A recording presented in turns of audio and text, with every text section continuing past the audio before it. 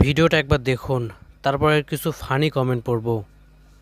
খালেদা জিয়া আমার কি মায়া লাগাইছে, খালেদা জিয়া আমার কি মায়া লাগাইছে, সব কিছু চাইরা আমার দান লাগাইছে, সব কিছু চাইরা আমার দান লাগাইছে।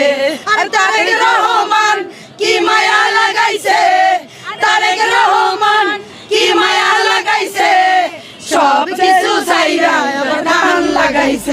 একদল বিনোদন কর্মী দেশ থেকে পালাইছে, আরেক দল শুরু করছে।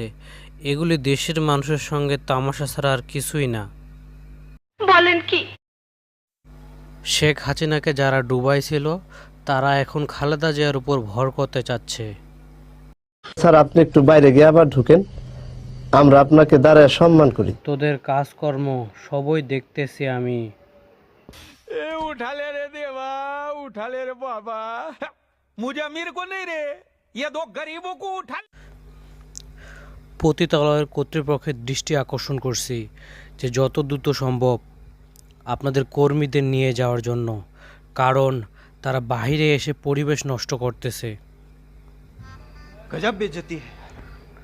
আওয়ামী লীগের একটা মমতাজ, আর এদের দেখি মমতাজের অভাব নেই। बंद करो, हाथ जोड़ के मैं मोदी साहब से गुजारिश करता हूँ। আর যাই হোক, এইসব তেলবাজ দিয়ে রাজনীতি হয় না।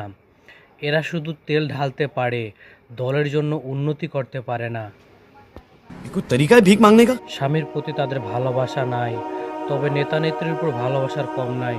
মহান আল্লাহ এদেরকে হেদায়েত সহ সহি বুঝদান করুক, আমিন।